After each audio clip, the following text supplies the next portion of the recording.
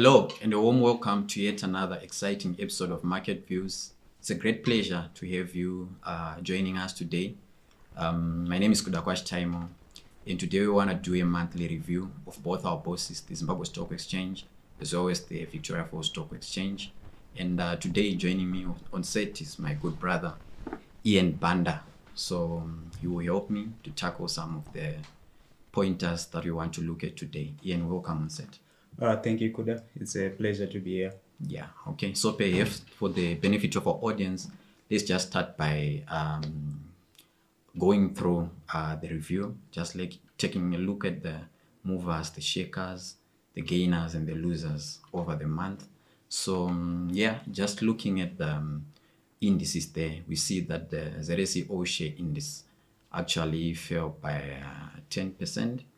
And overall, in terms of market cap, the Zimbabwe Stock Exchange fell by 11% compared to December, which fell by 18%. So starting in 2025, both the bosses were on a precarious state, but well, we are seeing a further downtrend in these indices. Also, the Victoria Falls Stock Exchange, which is fairly flat, we also see it, the VFX All Share Index, it actually fell by another 1.5% right there. Then in terms of the obvious overall counters that make a dent in terms of the daily turnovers and obviously monthly turnovers, as we're looking at the monthly, we see Delta and Econet continue to dominate the space right there. And National Foods actually accounted for 80% in terms of the market turnover due to buybacks, as I'm sure you're aware. A lot of investors buying back some of the shares right there. So and maybe another interesting counter that we can just share with our audience, that's OK Zimbabwe. We saw it actually falling by 43.21% due to negative sentiments that were evolving in the investment landscape. And we also saw at the end of the month releasing an announcement of closing 5 of its branches right there. So now Ian, let's look into these things and share our views with our audience, right?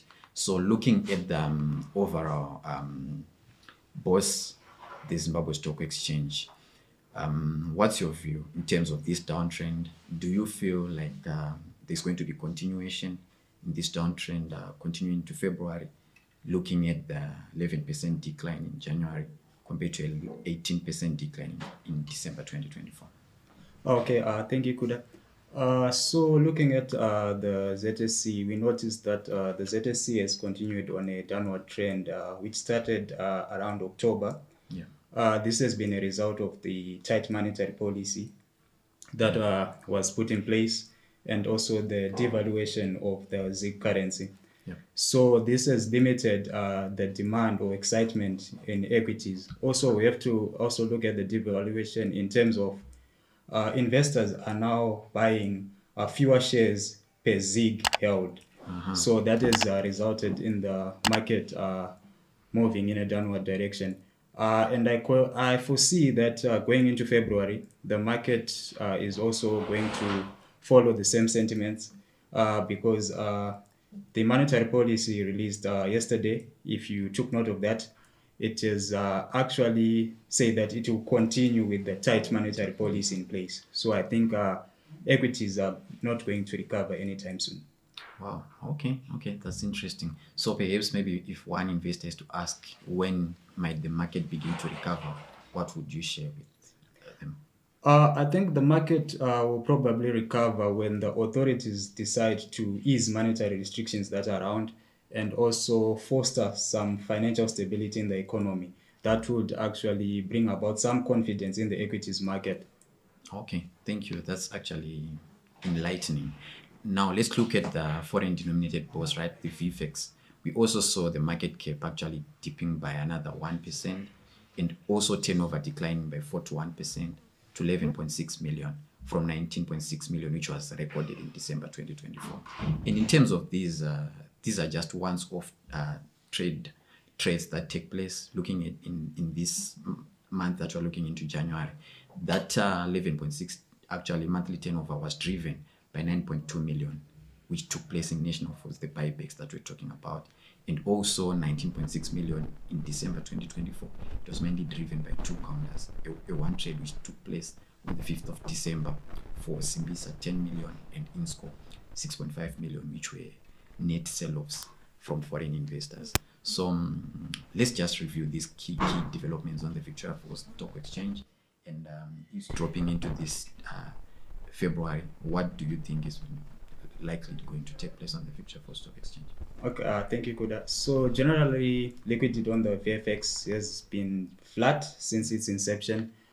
This is a result that we do not have a lot of, if I may say, retail investors that participate on the Victoria Stock Exchange. The Victoria Stock Exchange, we see a lot of participation from institutional investors.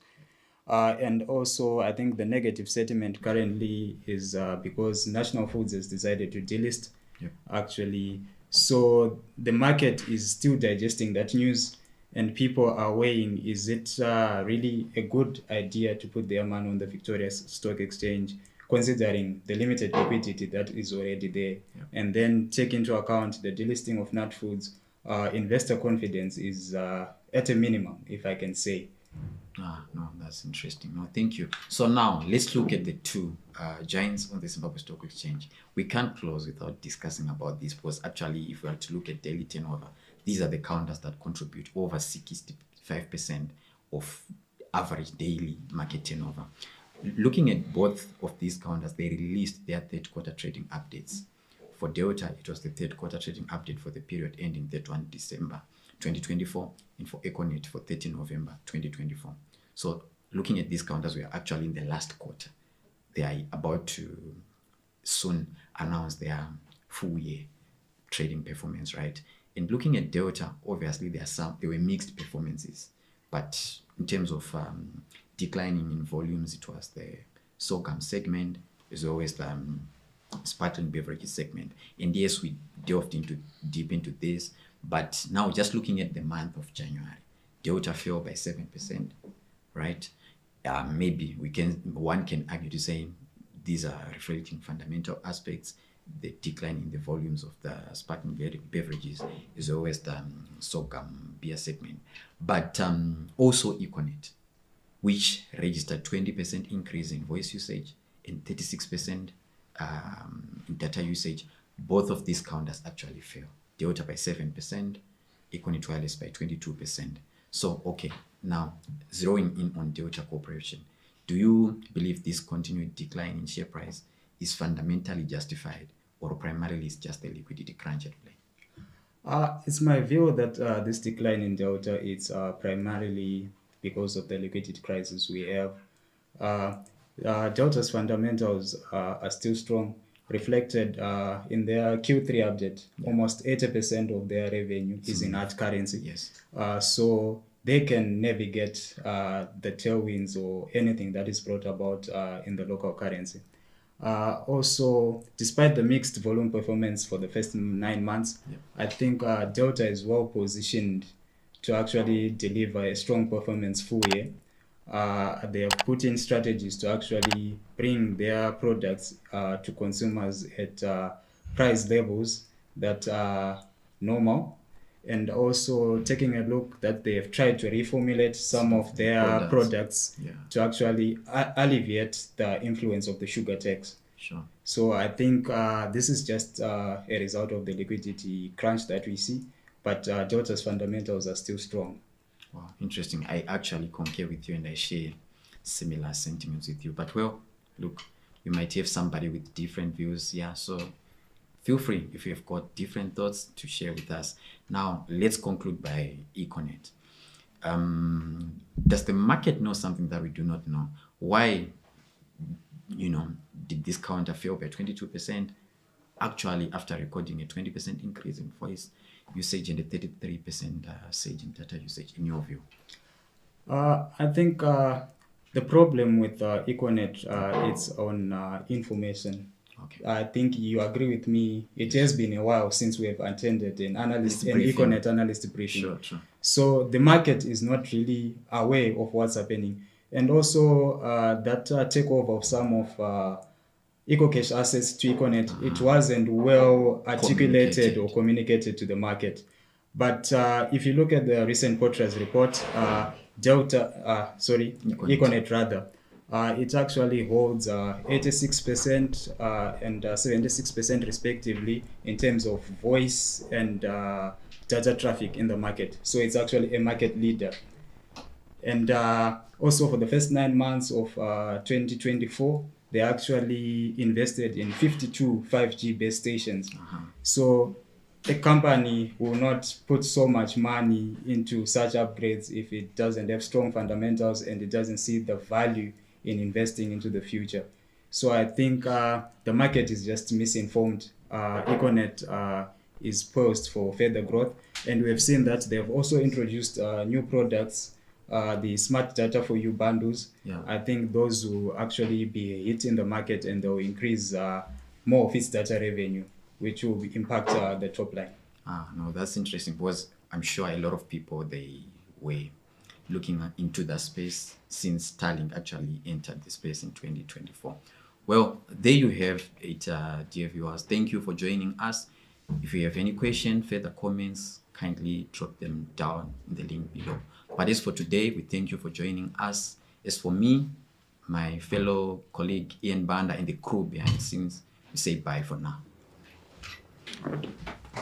Thank you.